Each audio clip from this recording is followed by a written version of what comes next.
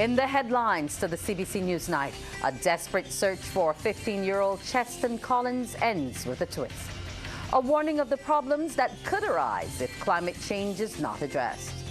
A local cleric offers a formula to stem the growing crime rate. Broadcasting from our studios in the Pine St. Michael, this is CBC NewsNight, starting now.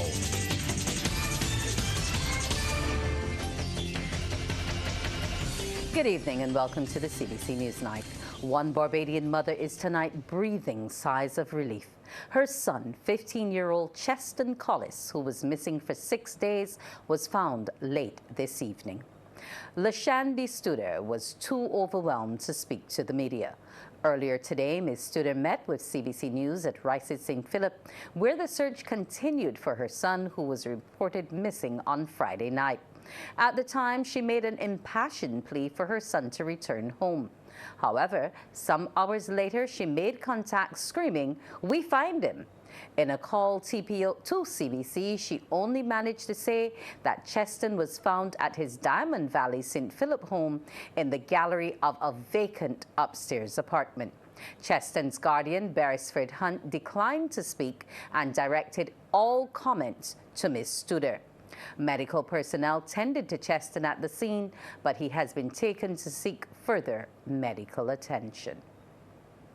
Barbados' gross domestic product is projected to grow by just under 4% this year, according to the International Monetary Fund.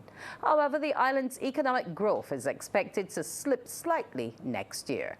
Our Crystal Hoyt is in Washington covering the IMF World Bank annual meetings and filed this report.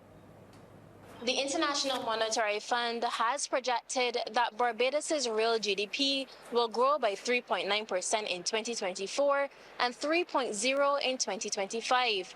This is indicated in the World Economic Outlook report just released here in Washington, D.C. at the IMF and World Bank annual meetings. While the numbers reflect a slowing of the growth rate, they're still above Barbados' historical norm. From an international perspective, the IMF forecast is for global growth to hold steady at 3.2% in 2024 to 2025, a projection it describes as stable yet underwhelming. As it relates to inflation, IMF trumpeted that the battle against inflation is almost won. Pierre-Olivier Godesha, IMF's chief economist, says that after headline inflation peaked at 9.4% in 2022, it is now projected to fall to 3.5% by the end of 2025.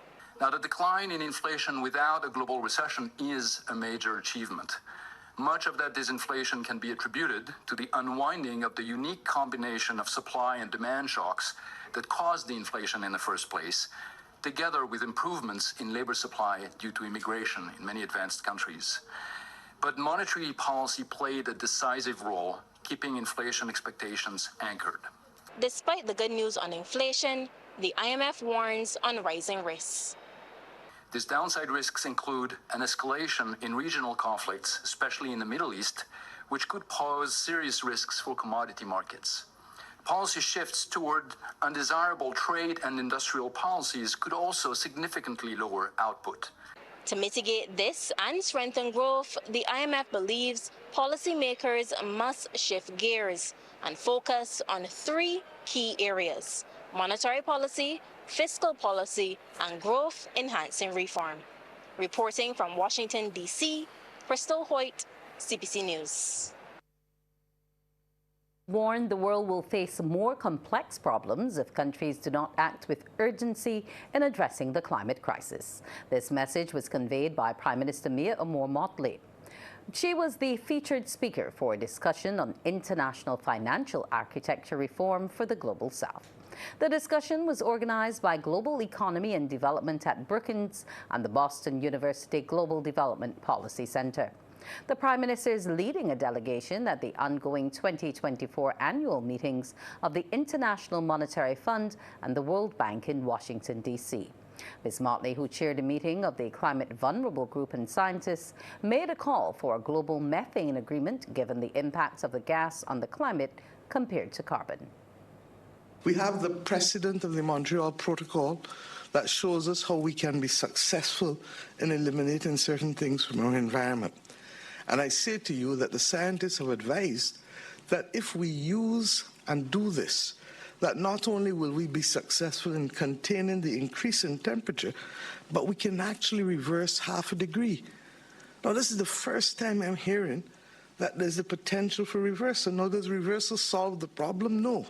But what it gives us is an extra 5-10 years. Why is this important?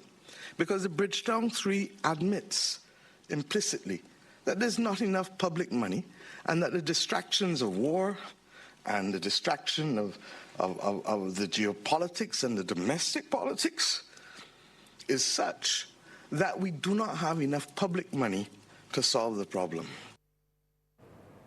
Ms. Motley says the climate crisis, war, crime, and even pandemics can catapult countries back into poverty. She wants climate-vulnerable economies shock-proofed. If you don't listen to us about the need to shock-proof vulnerable economies, middle-income countries will now become poor countries again. We've already established that poor people live in middle-income countries. The reason why they're not poor is because we invariably have been able to put buffers in place for them. But there will be poor people then living in poor countries if we do not start to shock-proof some of these vulnerable economies. And much depends because of the structure of the IMF. The US has 17%. I think it is 85% that is needed to make any meaningful change. So will there be a new SDR issuance as we've called for in Bridgetown? We need it. Barbados must recognize that the climate crisis is the greatest existential threat that mankind is facing across the globe. This from Minister in the Prime Minister's office with responsibility for culture and also climate resilience, sustainable development and water, Senator Dr. Chantal Munro-Knight. She was speaking this morning at a session on climate reparation at Marriott Hotel. The link between reparations, environmental security and climate change was the focus of the discussion put on by the Office of Reparations and Economic Enfranchisement. Senator Dr. Chantal Munro-Knight told the gathering that the crisis is a multi-factor impactor. Whereas climate change very early on was thought of only in the realm of the environment, we're now coming to recognize and acknowledge that the impacts of climate change intersect across all sectors and at all levels within our society, every single one of them. That recognition is acknowledged. The 6th assessment report of the Intergovernmental Panel on Climate Change acknowledges that the threefold impact of climate change due to change in weather patterns, heightened heats, whether it is in floods, and all of the other impacts of climate change, again, that we think of in relation to the environment, are also threatening our health systems. Chairman of the Non-Communicable Diseases Commission, Suleiman Bulbuya, says it helped them to bring the issue of health into the reparations discourse where the chronic burden of NCDs is concerned. There's a link, and I think we should draw that link between NCDs and reparations and our historic past. The statistics are not pretty at all. 83% of our deaths are attributed to NCDs. 4 out of 10 adults are living with NCDs, and a very conservative estimate of $64 million is the cost per annum of our healthcare budget to treat people with NCDs. And 65% of the budget of the QEH goes into NCD treatment. These staggering numbers are worrisome and represent a crisis in our healthcare system that must be dealt with urgency. And those who organized the event say they'd been doing broad research, but several things came up. The research flagged several issues, of which NCDs is one. It flagged other issues that pertain to agriculture, issues pertaining to forestation and deforestation. It flagged issues relating to health, NCDs being one of the health issues. It flagged issues of climate change. It flagged issues of ecological damage and the need for ecological repair. So there were several things that the research flagged. The core essence of the research was to focus on environmental security. He added that as a country, Barbados has to manage the climate change outside of it being an environmental issue. It also poses a challenge to security. Mr. Grant says we now have to see how reparations can help repair the situation. Coming up, a cleric offers up a formula to reduce crime.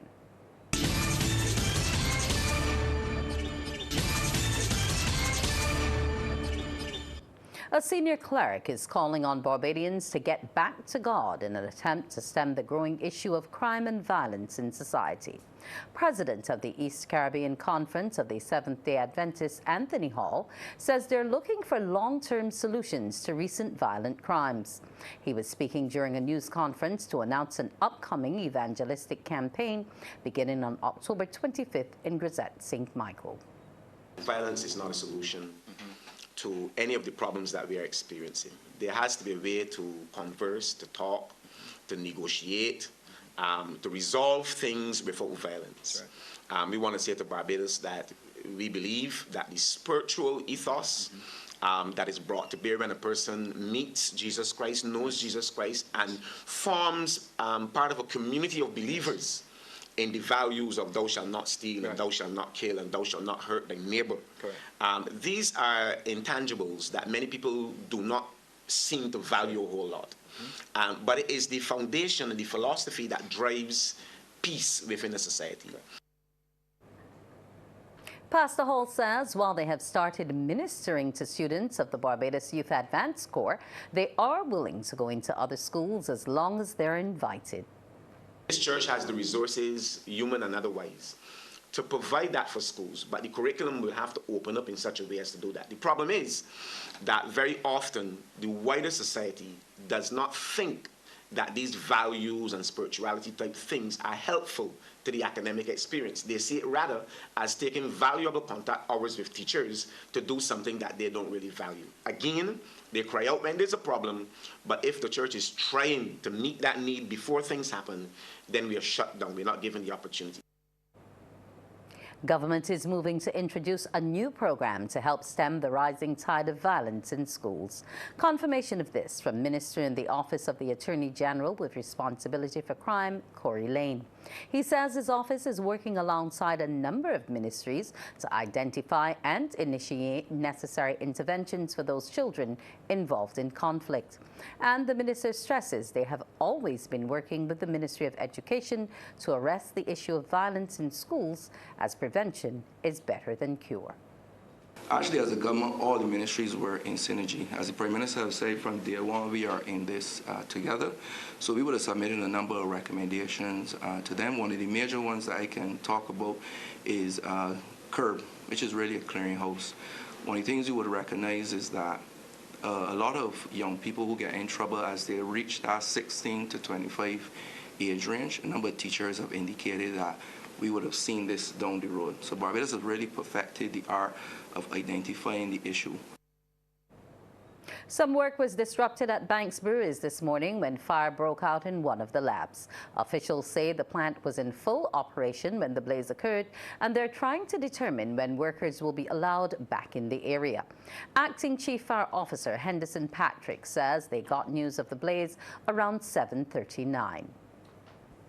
The incident was contained to a section of the structure on the eastern side of the complex on the first floor, and what is referred to as a micro lab.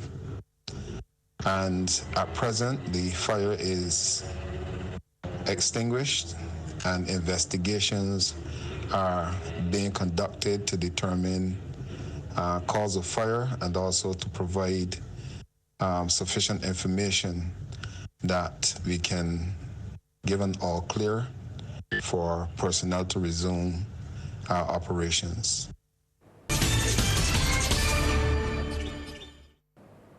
And we say good evening to Anne-Marie Burke. Anne-Marie, what's new in sports? Well, good evening, Wendy. Some not so good news for the West Indies. Just as in the T20 internationals, the Windies have lost the one-day international series against Sri Lanka.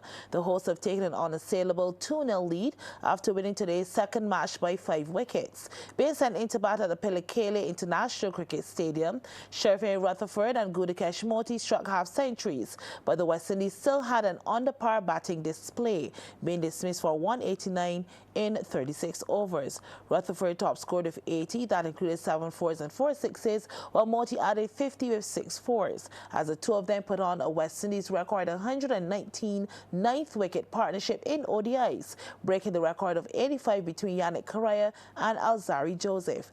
Player of the match Mashish Tsanka took 3 for 25, and Winindu Hasaranga 4 for 40. Sri Lanka replied with 194-5 in 38.2 overs.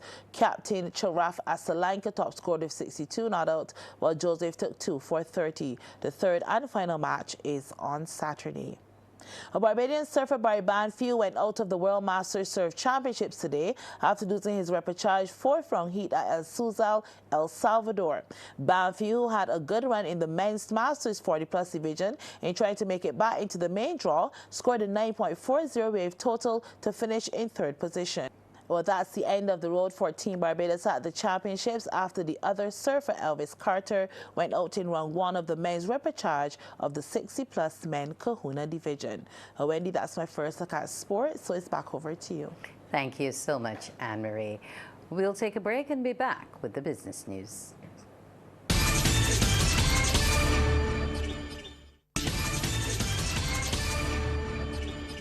In the business report, good news tonight for Christmas travel. Suriname Airways will be starting a twice-weekly service from Barbados to Guyana in December. The revelation came from Special Envoy to Guyana and Suriname, Althea Wiggins, at the end of a high-level meeting with a delegation from Suriname and the Caribbean Broadcasting Corporation. The envoy said it fits in with the government's Georgetown initiative and the strengthening of CARICOM and regional travel. Trevor Thorpe reports. The envoy said, "We are looking at CARICOM and regional integration, and when you are able to do business within the region by travel and with connectivity and comfort, the sky is the limit." And as a result of the service, she said a business delegation will be going to Guyana and Suriname to take part in a business exhibition in the coming weeks. In addition to that, in terms of our whole CARICOM initiative, by reducing our food import bill by 25%, it has a cargo hold of 5,000 kg. Okay? So the thing is that what we're trying to do now in terms of this drive that we are on now, because I'll be taking some local exporters, producers to both Guyana and Suriname to export our Barbadian products there. Corporate Planning Officer at Suriname Airways, Angela Landsberg, recalled the beginning of the Suriname Air service to Barbados, saying it was a challenge, but they are out to build on the events of the past months, and the future looks good. It has been a challenge, but, with concerted efforts and all stakeholders aligned for the greater good, we can say, for example, we started the road, and Mrs. Wiggins knows all about this, with very low load factors in 10, 11%. The milestone that we celebrate with all our partners here is that we've been able to increase that to 68% over the summer season. Mm-hmm. Of course, seasonality accounts for that, but we're motivated, and we look forward to continuing this success together. Against the slogan, Destination Barbados, Marketing Officer at Suriname Airways, Cindy Shields, said the twice-weekly service from the Dutch country will start in December. The bookings are picking up now a little bit because we had our summer vacation, and we had Destination Barbados for our travelers from Suriname. So they visit Barbados within the last 3 months. So the bookings are picking up, but we're not there yet. And that's why we're here to talk about Destination Barbados and would like to have the route boosted within Barbados. And we hope that we can do that with CBC. The officials say other destinations are to be developed and would be added to the itinerary of the carrier. Trevor Thorpe for the Business Report. Here's how the stocks traded locally and regionally today. In Jamaica, Palace Amusement Company Limited, with 4,747,003 units, was the volume leader, followed by Wigton Wind Farm Limited ordinary shares and QWI Investments Limited. In Trinidad and Tobago, Massey Holdings Limited was the volume leader, with 245,121 shares changing hands for a value of Trinidad and Tobago $856,669.50, followed by NCB Financial Group Limited. And here in Barbados, no securities traded today on the regular market. And that's it for this evening's business. We'll take a break and be back with the weather.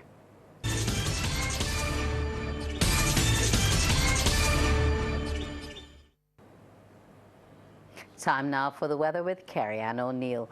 What can we expect? Good evening to you, Wendy, and good evening, everyone. Well, Wendy, I can't tell you that we are expecting a few scattered showers later on tonight, as instability will be impacting the island.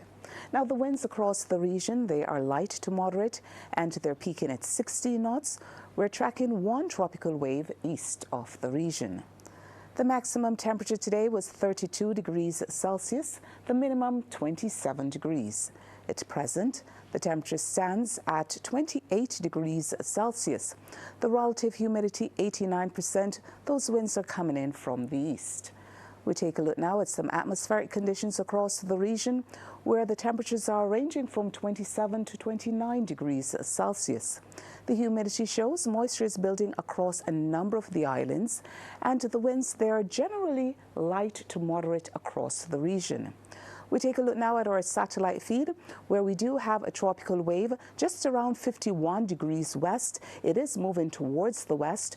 We are expecting that it will spread some showers, especially across the southern islands. That's Thursday night. But for us today, the ridge pattern was our dominant feature. We had just a few low-level clouds drifting across the island. We had up to 1.8 millimeters of rainfall. Now, later on tonight, we are expecting that convergence will maintain a mix of clear and cloudy skies, along with some scattered showers here in Barbados. Already, we are seeing some of those clouds drifting across the island. We have those breaks as well, so we're expecting some scattered showers across some sections of the island. Now, those seas at this time, they are moderate in open water, with swells peaking at 2 meters. The winds, they're peaking at 60 knots for us here in Barbados. Further south across the Guianas, cloudy skies along with showers and thunderstorms prevailed across that area. Over now in the Western Caribbean, there is a trough system there maintaining some showers across southern Bahamas as well as Hispaniola. There is another trough system maintaining wet conditions over there in Puerto Rico. That's our first look at the weather. After the break, we'll have the forecast. Welcome back. In the forecast for tomorrow, the sun is expected to rise at 5:50 and will set at 5:34. Now, the first high tide is expected at 10:40 in the morning and the first low at 3:43 in the early morning. Now, those seas at this time, they are moderate in open water, with swells peaking at 2 meters. The winds coming in from the east, and they're peaking at 35 kilometers per hour. For us here in Barbados tonight, we can expect a mix of clear and cloudy skies along with some scattered showers. And over the next 3 days, occasionally cloudy skies along with showers can be expected tomorrow. Thereafter, it will be fair to partly cloudy along with a few light showers.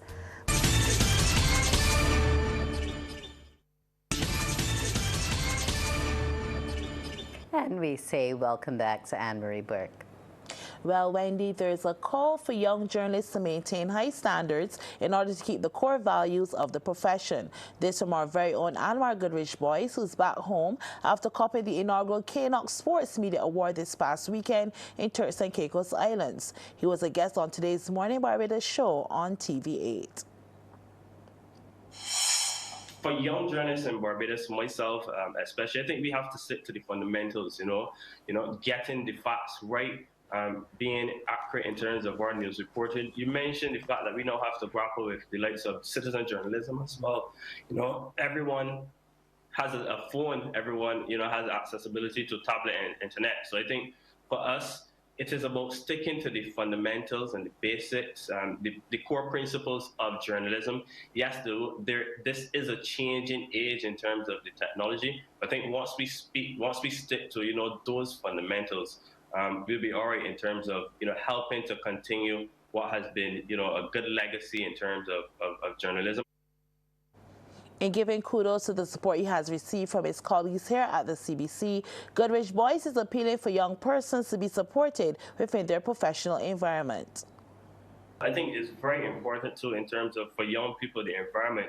And I would say that I have a good environment at the Caribbean Broadcasting Corporation. You know, I walk around the corridors, as you would see all the time, and, you know, there's always a smile on my face. I'm always happy. And I feel like, you know, I can go around and I can talk to anyone in the corporation, share ideas. You know, even if I'm feeling down, there's always someone there, you know, to help pick you up. And I think that plays an important part in terms of young people, not only in terms of journalism, not only in terms of our workspace, but in any environment. I think that goes a long way in terms of helping, you know, our morale and helping to motivate us. The new NBA season began last night, and it was a historic one. LeBron James and Bronny James became the first father-son duo to play together in an NBA game, leading the LA Lakers to victory over the Minnesota Timberwolves. Now, as we shine the spotlight on a moment that stood out in the latest action of the Prime Minister's Cup, again, it was one of those goals that was top-notched. Maybe it's a top goal, or maybe a top save, or an assist for the books. Let's play ball. Here's your Prime Minister's Cup Play of the Week. Paradise was up 2-1 over Greens, and it was just about sealing the deal. And that's when Jamal Watson-Cummings picked up the pass, turned, and went for it from long range. And with that beauty, he has scored the Play of the Week. Let's look at it again. What a goal it was. That was your Play of the Week, the outstanding moment from the latest action in the Prime Minister's Cup. And that's it for sports. Back over to you, Wendy. Thank you so much, Anne-Marie. We'll return after the break. Thanks for viewing. Do enjoy the rest of your evening.